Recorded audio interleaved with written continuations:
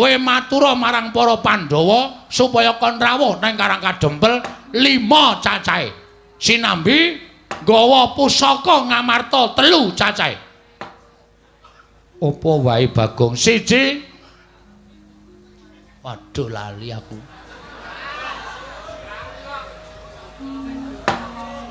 Tumbak Kiai Pleret. Udu. Non, napa pusakane napa jenenge? Tumbak Karawelang. Ah, tumbak Karawelang payung motha. Nggo ngrukupi kowe kuwi apa piye? Payung tunggul naga. Oh iya.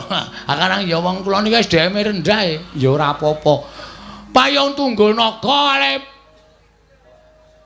pustaka perpustakaan wilayah DIY.